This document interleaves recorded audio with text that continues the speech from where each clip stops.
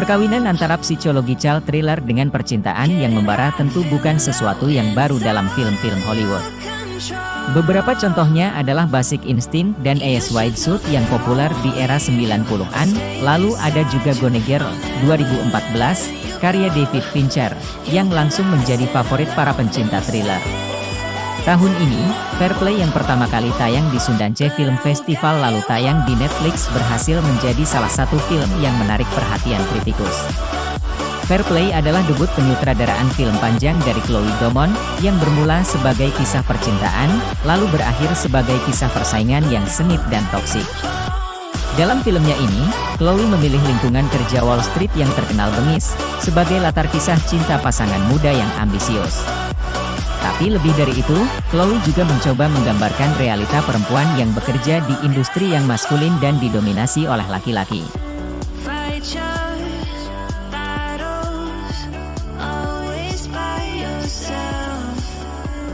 Fair Play merupakan film romantis berbalut misteri dan thriller yang tayang streaming di Netflix sejak 6 Oktober 2023.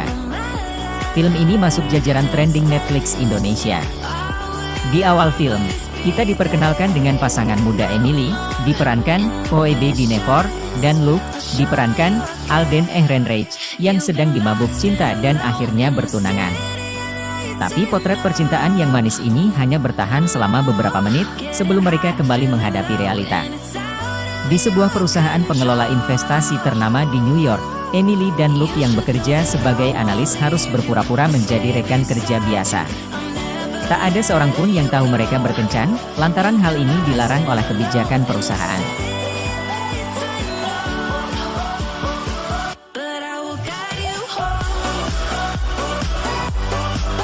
Ketika ada portfolio manager yang dipecat, Emily menyampaikan rumor yang didengarnya kepada Luke, bahwa Luke akan mendapat posisi tersebut. Tapi ternyata, posisi itu malah diberikan kepada Emily. Kabar yang seharusnya disambut secara gembira itu justru kotak Pandora yang mengubah relasi pasangan tersebut. Meski awalnya Luke mengaku bangga dengan prestasi Emily, seiring waktu ia mulai menunjukkan perubahan sikap. Luke bahkan secara gamblang menunjukkan keraguan bahwa Emily layak mendapatkan promosi jabatan karena kompetensinya dan bukan karena kecantikan ataupun daya tarik seksual. Ketegangan pun muncul hingga akhirnya memuncak di akhir cerita dengan klimaks yang penuh ledakan emosi.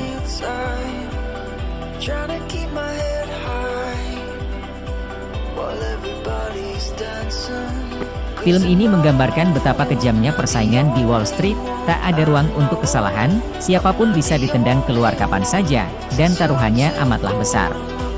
Tapi kekejaman ini tak ada apa-apanya dibandingkan dengan seksisme yang harus dihadapi pekerja perempuan. Industri finansial, secara khusus Wall Street, dikenal sebagai industri yang didominasi oleh laki-laki. Realita ini ditunjukkan oleh Domon secara teliti dan elegan lewat karakter Emily, yang diperankan secara brilian oleh Phoebe Dynevor.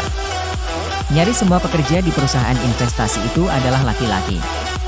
Ketika Emily menduduki posisi sebagai portfolio manager, lambat laun ia mulai mengubah perilakunya.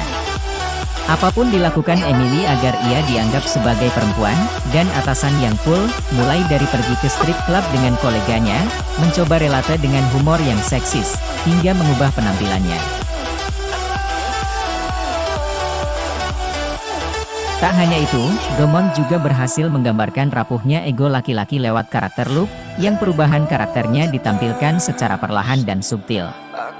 Sejak Emily mengabarkan dirinya lah yang mendapat kenaikan jabatan, Luke semakin menunjukkan sifatnya yang egois, insecure, dan seksis. Ego yang rapuh ini akhirnya menjadi racun, baik bagi Luke maupun Emily. Semakin Luke menunjukkan kerapuhannya, semakin kejam juga perbuatannya kepada Emily. Fair Play sebenarnya memiliki premis yang sederhana, alurnya pun hanya fokus pada dua karakter utama yaitu Emily dan Luke. Tapi kombinasi antara naskah yang matang serta akting yang brilian dari Phoebe dan Aiden membuat film ini terasa tajam dan menggigit. Isu seksisme dan male fragility pun berhasil ditampilkan secara halus tapi tetap menohok.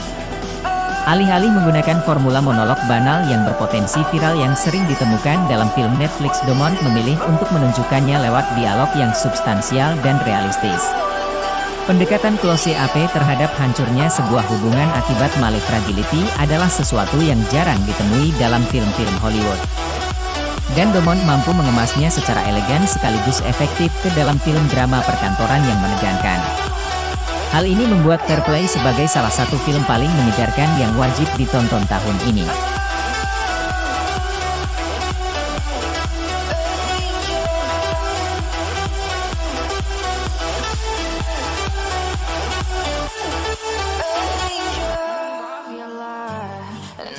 Myself again, you hit just like a drug. This time I won't let you in. You're playing with fire. No, I didn't know the play, but this time